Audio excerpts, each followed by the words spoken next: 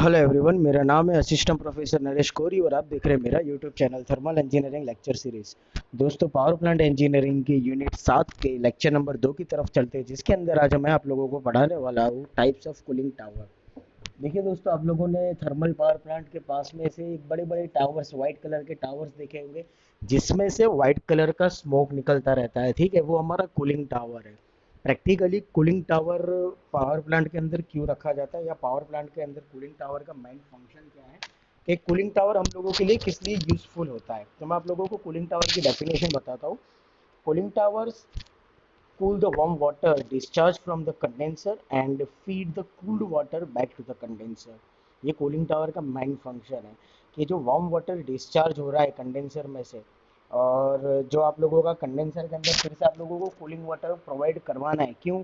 क्योंकि कंडेंसर के अंदर होता क्या है कि टरबाइन के अंदर से जब आप लोगों की हाई टेम्परेचर वाली स्टीम आती है, तो स्टीम को हम लोगों को ठंडा करना पड़ता है। तो कूलिंग टावर के अंदर यही फंक्शन होता है कि जो भी आप लोगों की हाई हाई टेम्परेचर वाली स्टीम आ रही है, सॉरी, कूलिंग टावर का फंक्शन यही होता है कि आप लोगों की जो स्टीम के टेम्परेचर की स्टीम के कूलिंग वाटर के साथ में हीट ट्रांसफर की वजह से जो भी हायर टेम्परेचर वाला वाटर है, उसको वो डिस्चार्ज कर देगा, बाहर की तरफ निकाल देगा। और फ्रेश कोल्ड वाटर आपके कंडेंसर के अंदर जो कंटिन्यूसली सर्कुलेट होना चाहिए, उसको फीड करने का काम करेगा। ये फंक्शन होता है आप लोगों के कूलिंग टावर का। तो कूलिंग टावर बेसिकली कितने टाइप के होते हैं? तो दो टाइप के होते हैं। एक नेचुरल ड्राफ्ट कूलिंग टावर और दूसरा होता है mechanical cooling tower. Mechanical cooling tower के भी दो टाइप होते हैं, फोर्स्ड ड्राफ्ट कूलिंग टावर और इंड्यूस्ड ड्राफ्ट कूलिंग टावर। आज मैं आप लोगों को नेचुरल ड्राफ्ट कूलिंग टावर के बारे में पढ़ाऊंगा और नेक्स्ट लेक्चर में आप लोगों को बताऊंगा मैकेनिकल कूलिंग टावर के बारे में। तो बेसिक टर्म पढ़ लेते हैं सबसे पहले कि कूलिंग एफिशिएंसी किस तरह से डिफाइन की जाती है।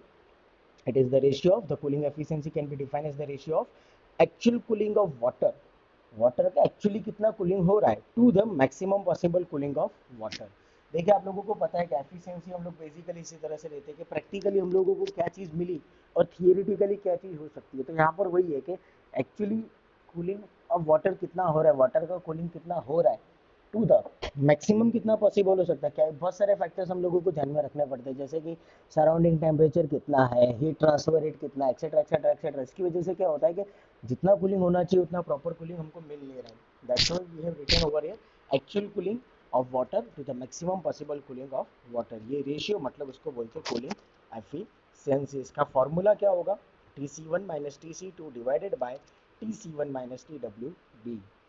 TC1 मतलब incoming water temperature, warm water temperature, and TC2 will be existing cold water temperature. TW will be weightable temperature of the ambient air, जिसकी वजह से heat transfer होगी। Next definition is drift. Drift is fine water droplets entrained and carried by the air. This water is thus lost to the circulating water system. Drift eliminators are provided at exit to minimize the drift loss. Drift क्या करता है? तो आपके एक fine water droplets है जो कि हवा के अंदर आप लोगों को कैरी करके दिया जाता है, जिसकी वजह से क्या होता है कि आप लोग मैक्सिमम कूलिंग रेट इंक्रीज कर सकते हो।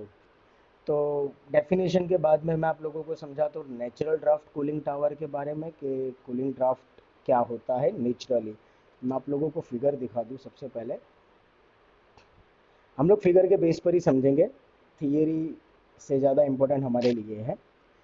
ये है हाइपरबोलिक कूलिंग टावर, और यही कूलिंग टावर आप लोगों ने टॉरेंट थर्मल पावर स्टेशन जो अहमदाबाद में, उसके बाहर भी आप लोगों ने देखेंगे, या जीबी गांधीनगर के बाहर भी आप लोगों ने देखा होगा। ये हाइपरबोलिक शेप में दिया हुआ है। अभी इसकी डिज़ाइन में आपको समझाता हूँ।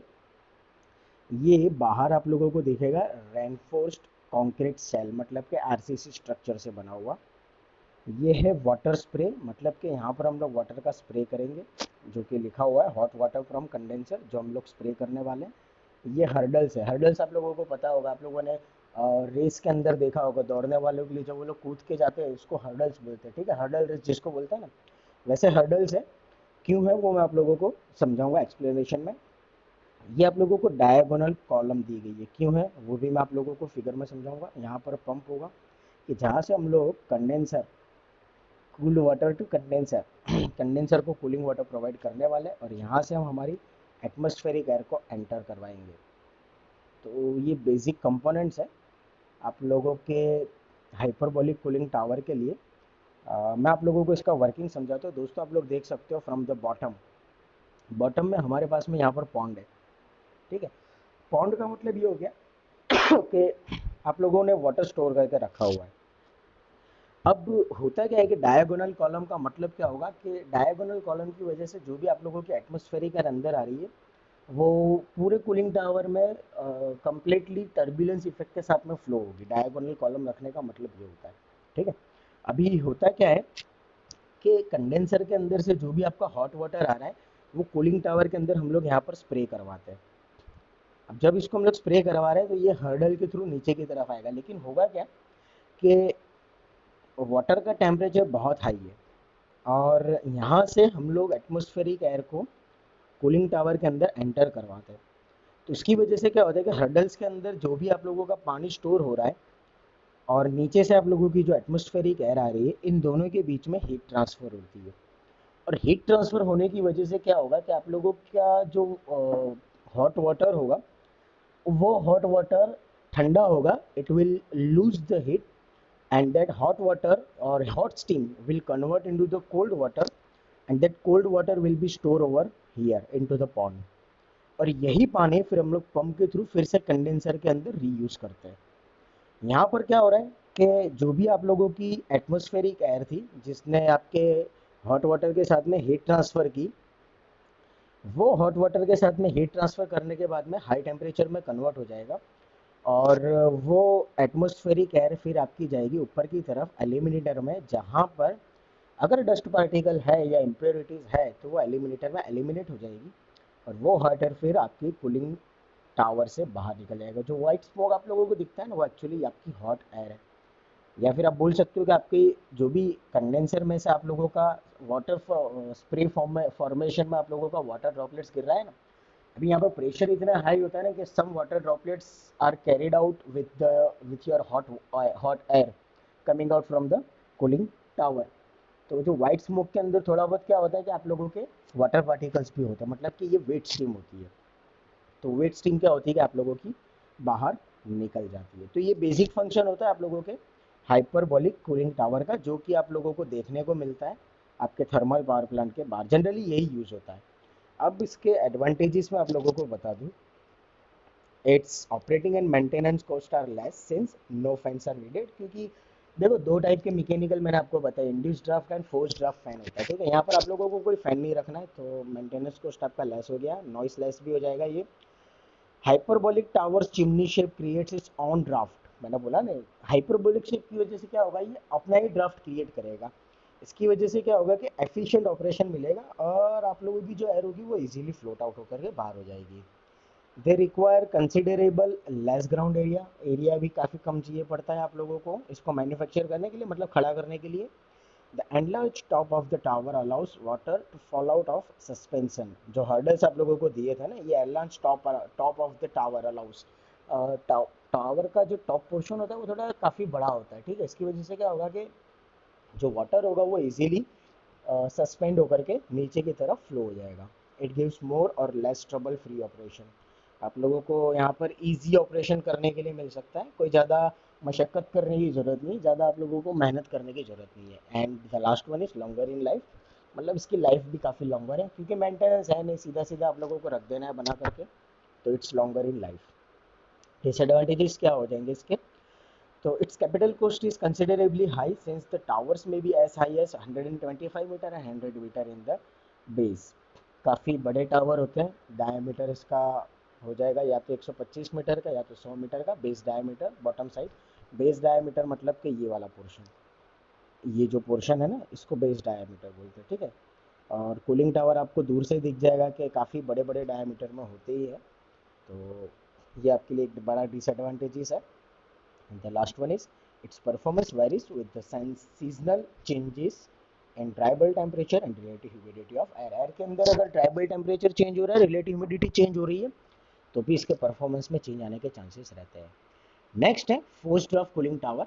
मैं आप लोगों को इसकी फिगर दिखा दूँ, ये है हमारी फिगर। द टर्मिनोलॉजी से इज एवरीथिंग। फोर्स्ड ड्राफ्ट का मतलब ये हो जाएगा कि आप लोगों को फोर्सफुली आपकी एयर को खींचना है। आप देख सकते हो यहाँ पर हमारे पास में है इंड्यूस ड्राफ्ट फैन, आप लोगों को दिख रहा होगा पैकिंग्स, बाकी eliminators, hot water, cold water to condenser as it is है। तो थोड़ा सा चेंज है हाइपरबोलिक की कंपेयर में। थोड़ा सा चेंज ये है कि यहाँ पर हम लोग यूज करने वाले हैं induced draft fan. Induced draft fan की वजह से क्या होगा कि आप लोगों की जो एटमॉस्फेरिक एयर होगी वो सक होगी, इट विल सक फ्रॉम ओवर हियर। ठीक है, आप लोगों को यहाँ पर हर्डल्स लोअर्स दिख रहे होंगे। लोअर्स क्या होगा कि आपका कंटिन्यूसली मूवमेंट करेगा। अब इंड्यूस्ड ड्राफ्ट फैन जैसे ही आप चालू करोगे तो आपकी एटमॉस्फेरिक एयर सक होगी, वो लोअर्स के थ्रू यहाँ अंदर एंटर करेंगे। अब आपको यहाँ पर अंदर पैकिंग्स दिख रहे होंगे। पैकिंग्स में क्या होता है कि जब कंडेंसर से आपके हॉट वाटर को हम लोग स्प्रे करवाते हैं तो पैकिंग्स के वजह से क्या होगा कि आप लोगों का वाटर ड्रॉपलेट्स का सरफेस कांटेक्ट एरिया आपके एटमॉस्फेरिक एयर के साथ में बढ़ जाएगा। अब सरफेस कांटेक्ट एरिया जैसे ही बढ़ जाएगा इसकी वजह से क्या होगा कि मैक्सिमम हीट ट्रांसफर होगी, और जितनी ज़्यादा मैक्सिमम हीट ट्रांसफर होगी उतना ही आप लोगों का हॉट वाटर क्या करेगा, हीट लॉस्ट करेगा। जितना ज़्यादा हीट लॉस करेगा उतना ही वो ठंडा होकर के हम लोग पॉन्ड में जमा कर सकते हैं, और फिर उसका यूटिलाइजेशन करते हैं हम लोग फिर से कंडेंसर के अंदर।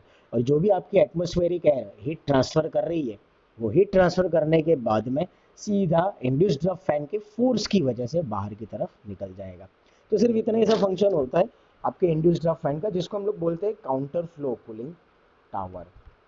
जिस तरह से इंड्यूस्ड ड्राफ्ट था ये काउंटर फ्लो था, उसी की तरह यहाँ पर हो जाएगा आपको क्रॉस फ्लो। आप देख सकते हो क्रॉस फ्लो के अंदर कोई ज़्यादा चेंजेस नहीं है, बस आपका जो एलिमिनेटर होगा वो वी शेप में होगा और पैकिंग्स आपके उसके सराउंडिंग में होंगे, और उसके complete through out your packings आपको एटमॉस्फेरिक एयर का मूवमेंट मिलेगा। सिर्फ इतना सा फर्क होता है आपके इंड्यूस्ड ड्राफ्ट में क्रॉस फ्लो के अंदर।